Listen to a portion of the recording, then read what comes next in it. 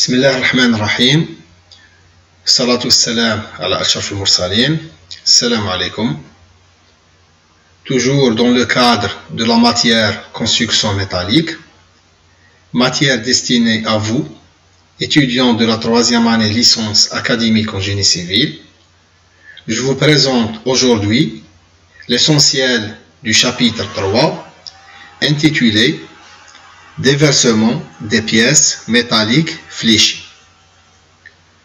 Ce chapitre vient après le chapitre 2 qui concernait le calcul des pièces sollicitées en compression simple, où on avait détaillé comment prendre en compte l'effet de l'instabilité causée par la compression simple, instabilité dite, comme vous le savez, flambement. Il est important de noter dès maintenant que l'approche de la condition de stabilité au déversement des éléments fléchis est totalement calquée sur la condition de stabilité au flambement des barres soumises à la compression simple. Cela veut dire, tout simplement, que les informations acquises du chapitre 2, chapitre du flambement, serviront comme base pour ce chapitre du déversement, et faciliteront par conséquent la compréhension du présent chapitre. Commençons par le plan du chapitre. Comme vous voyez, on commencera par une introduction où on définira les éléments métalliques sollicités en flexion simple. On verra ensuite dans le point 3.2 le principe de dimensionnement ou d'analyse des éléments fléchis. Le point suivant 3.3 sera dédié à la définition du déversement. Dans le point 3.4, on détaillera l'aspect théorique du déversement. Et ici, je dois dire qu'on ne va pas le faire aussi détaillé que pour le flambement, car la même logique sera suivie. Ensuite, en 3.5, l'aspect réglementaire du déversement, toujours selon le code CCM 97. Bien sûr, des applications et exercices sont prévus dans les séances des travaux dirigés. Commençons par l'introduction.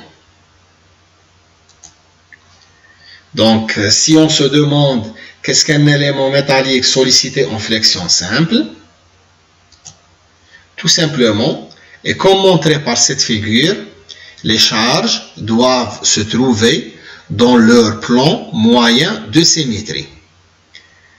Alors pourquoi dans leur plan moyen de symétrie? Tout simplement, si les charges seront décalées de ce plan, elles causeront en plus de la flexion un moment de torsion.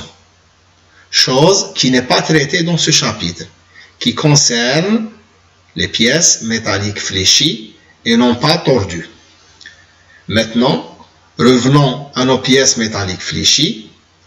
On peut facilement calculer les valeurs du moment fléchissant dans chaque section. Par exemple, le moment max pour cette poutre isostatique avec appui simple et double est égal à QL carré sur 8. Pour le cas de cette poutre bi-encastrée, le moment max se trouve en appui, il est égal à QL carré sur 12. À mi-travée, il est égal à QL carré sur 24. Comme exemple d'éléments métalliques sollicités en flexion simple, je cite les traverses et les listes de bardage.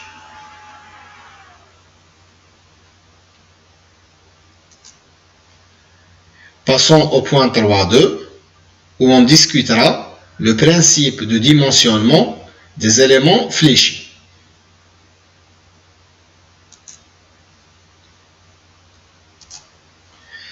La première chose à retenir est que, comme le cas des éléments comprimés, le comportement des éléments fléchis dépend de l'élancement réduit de l'élément lui-même, symbolisé par lambda bar LT pour nos éléments fléchis. Vous vous rappelez bien sûr qu'il était noté lambda bar pour les éléments comprimés. Ainsi, selon leur élancement, on distingue deux types d'éléments. Les éléments à élancement faible et les éléments élancés. Les éléments à élancement faible sont caractérisés par une valeur d'élancement réduit lambda bar LT inférieure à une certaine valeur qu'on définira par la suite. Et leur mode de ruine s'effectuera par la plastification complète de la section qui entraîne des déformations importantes pour tout effort supérieur au seuil de la plastification. Selon le code CCM 97, la vérification à faire est MSD inférieur ou égal à MCRD. Le moment sollicitant est inférieur ou égal au moment résistant. Sachant que pour les classes 1 ou 2, MCRD égale à MPLRD, qui est égal à WPL FY sur gamma M0. Pour les sections transversales de classe 3, le moment résistant est égal à MELRD, qui est égal à W élastique FY sur gamma M0. Et pour les éléments de classe 4, MCRD égale MORD, qui est égal à W efficace fois FY sur gamma M1. FY est la limite d'élasticité, gamma M0 et gamma M1 sont des coefficients de sécurité. Cette vérification encadrée en bleu pourra être écrite sous cette forme. MSD inférieur ou égal à bêta W fois WY fois FY sur gamma M. WY prend la valeur de WPR pour les sections transversales de classe 1. Il est égal à WEL pour les sections transversales de classe 3 et W efficace si l'élément a une classe transversale 4. Pour bêta W, elle est égale à 1 pour les éléments de classe 1 et 2, WEL sur WPR pour les éléments de classe 3, et W efficace sur WPL pour les éléments de classe 4. Par contre, les éléments élancés sont caractérisés par leur élancement réduit, lambda bar LT, supérieur à une certaine valeur qu'on définira aussi par la suite.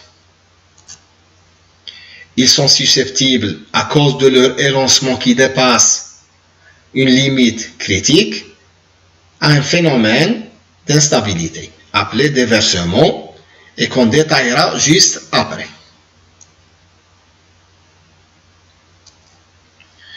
Donc, pour aller plus dans le détail, on passe à la définition du déversement. On peut dire en premier lieu que c'est le phénomène d'instabilité des structures soumises à un moment fléchissant. Ainsi, si on voit bien dans la figure à gauche, pour une charge qui dépasse une limite particulière, la partie comprimée du profil, qui est la semelle inférieure ici, va se dérober et déplacer latéralement pour échapper à la compression. Je rappelle, seulement quand la charge appliquée dépasse une limite particulière. On peut cependant dire que cette semelle flambe dans le plan horizontal, et c'est ça le déversement, qui n'est finalement qu'un flambement latéral de la partie comprimée dans le plan horizontal. Donc, chaque section va subir les mouvements suivants. Premièrement, un déplacement vertical, noté V, puis une translation horizontale, noté U, Et en dernier, une rotation autour du centre de cisaillement, notée bêta.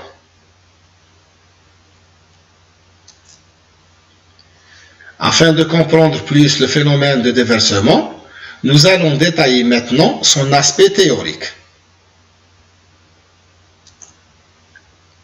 On va suivre la même procédure comme celle du chapitre précédent afin de déterminer le moment critique du déversement. Sauf qu'ici, c'est Timoshenko et non pas Euler qui avait initié l'étude du déversement, en considérant une poutre biarticulée à ses deux extrémités, soumise à un moment de flexion pure, tout en respectant les hypothèses suivantes. La poutre est sans imperfection et sans contrainte résiduelle. Sa section est doublement symétrique, constante sur toute sa longueur. Le matériau est supposé être élastique et linéaire. Le moment d'inertie IZ est très faible par rapport à Y et les déformations sont petites.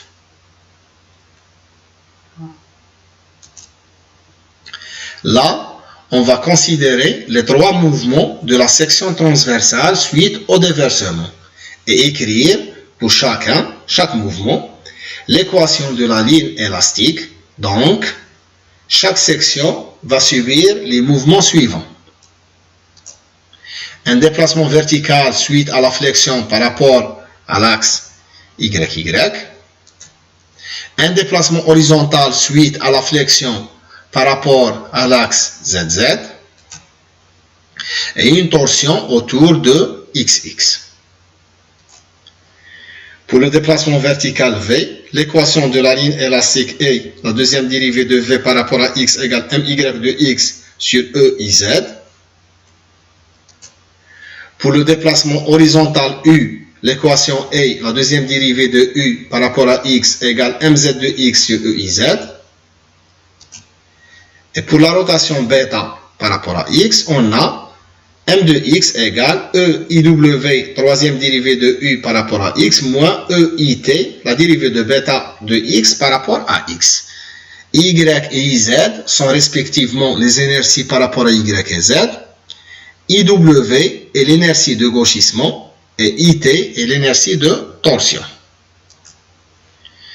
Timoshenko a ensuite dérivé 3 fois l'équation de la torsion et a utilisé les expressions des équations des déplacements vertical et horizontal pour retrouver l'équation différentielle suivante.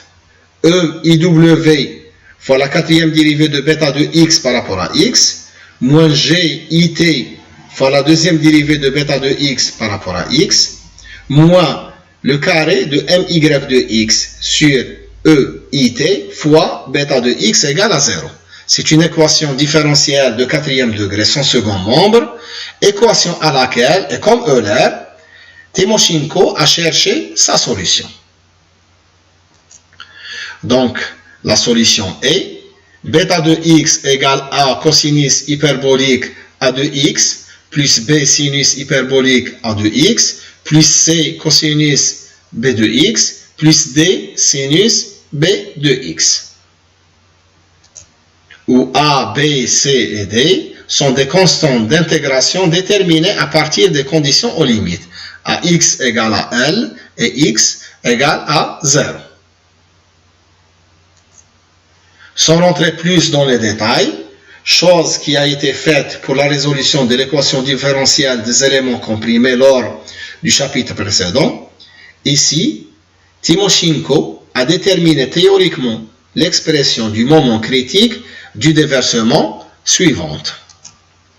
M critique égale pi sur LD fois la racine de GIT EIZ fois 1 plus pi au carré EIW sur LD au carré GIT. Avec LD et la longueur de la poutre entre les points latéralement maintenus, elle est dite aussi longueur de déversement. G est le module de cisaillement, E est le module d'élasticité longitudinale, IT est l'inertie de torsion, IZ est l'inertie par rapport à l'axe ZZ, c'est l'inertie faible, et IW est l'inertie de gauchissement. On passe au dernier point du chapitre, qui est l'aspect réglementaire du déversement, où on va voir comment le code CCM 97 tient en considération l'effet de cette instabilité élastique. Commençons par cette note importante qui dit que l'approche de la condition de stabilité au déversement des éléments fléchis selon l'Eurocode 3 et le code algérien CCM 97 est totalement calquée sur la condition de stabilité au flambement des barres soumises à la compression simple, qui a été traitée en détail dans le chapitre précédent, le chapitre 2. Cela veut dire tout simplement qu'on adopte les mêmes courbes européennes A, B, C et D. Voici les courbes, mais en changeant bien sûr qui par QLT et lambda, le lancement réduit, par lambda bar LT.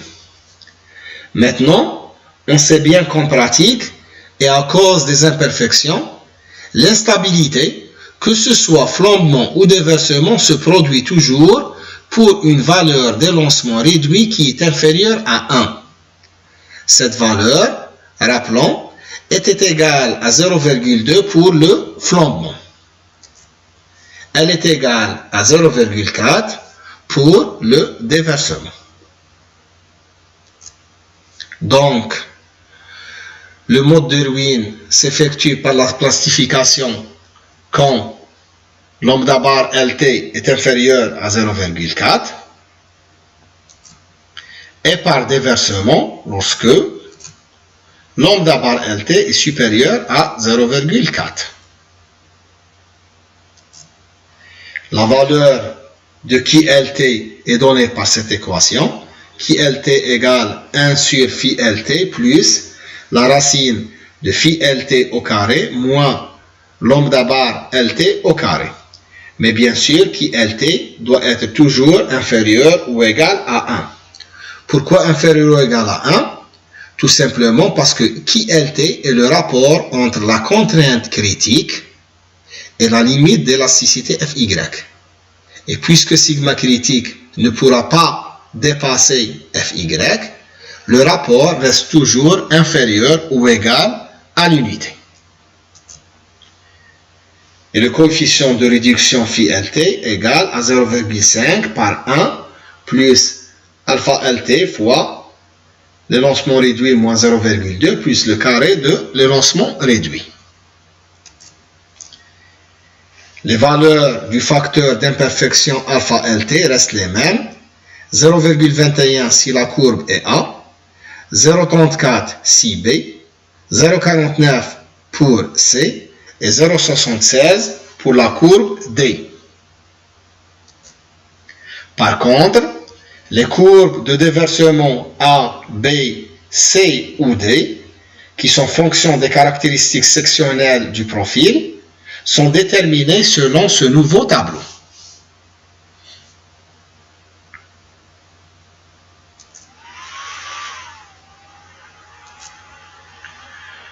Donc, comme conclusion, on revient et dire que le comportement des éléments fléchis dépend de l'élancement réduit lambda bar LT. Et selon leur élancement, on distingue deux types d'éléments. Les éléments à élancement faible, caractérisés par lambda bar LT inférieur ou égal à 0,4, et les éléments élancés, caractérisés par lambda bar LT supérieur à 0,4.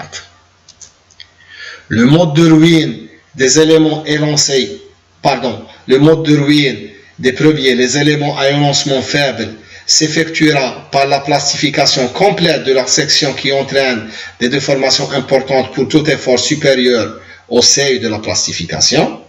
Et selon le code CCM 97, on revient et dire la vérification à faire est MSD inférieur ou égal à MCRD.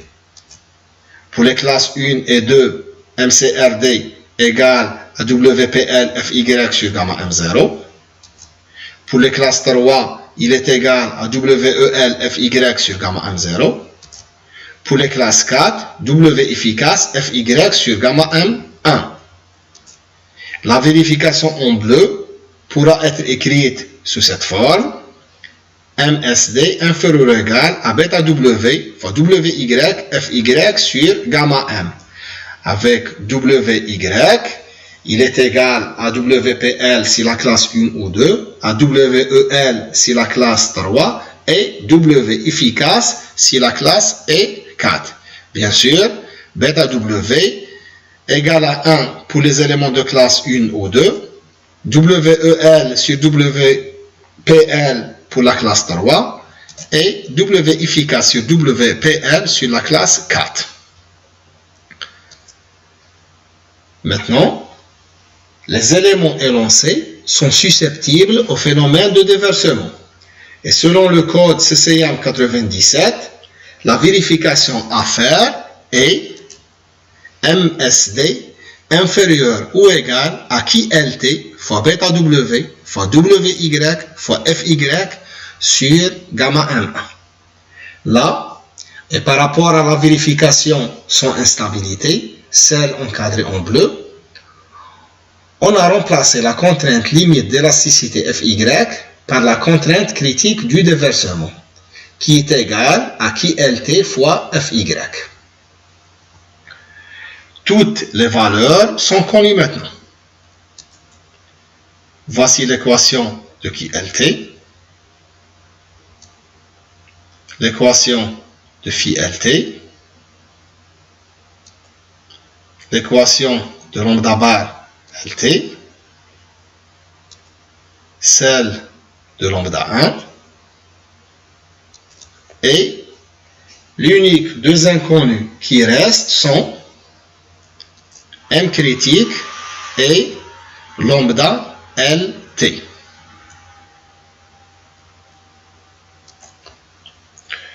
Le code nous donne les formulations du moment critique du déversement élastique M critique. Par exemple, pour les poutres à section transversale constante et doublement symétrique, fléchies par rapport à l'axe de forte inertie, le moment critique élastique de déversement est donné par cette formule un peu compliquée. Voici la formule. Cette équation dépend de C1 et C2, qui sont des facteurs qui dépendent des conditions de charge et d'encastrement, K et KW, qui sont des facteurs de longueur effective. Ils varient de 0,5 à 1 en fonction des conditions aux limites.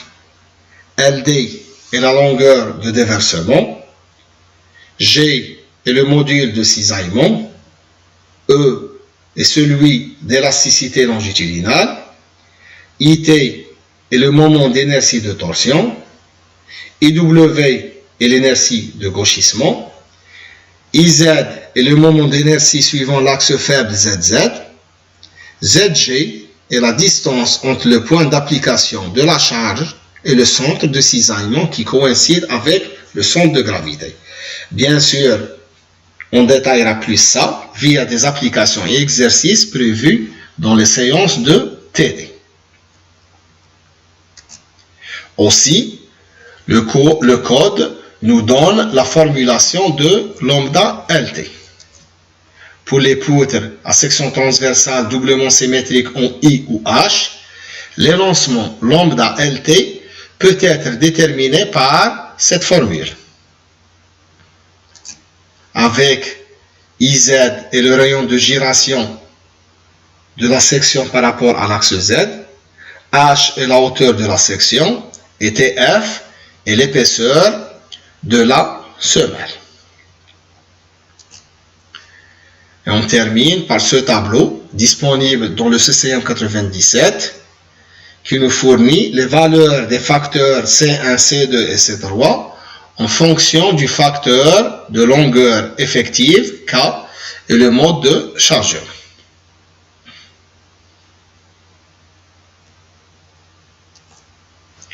Voilà, comme ça, on a terminé avec ce chapitre intitulé « Déversement des pièces métalliques fléchies » où on avait détaillé comment prendre en compte l'effet d'instabilité causé par la flexion simple, instabilité dite déversement. La prochaine fois, on traitera le calcul des éléments comprimés et fléchis. Je vous remercie pour votre attention. Je reste disponible pour répondre à vos éventuelles questions. Salam alaikum.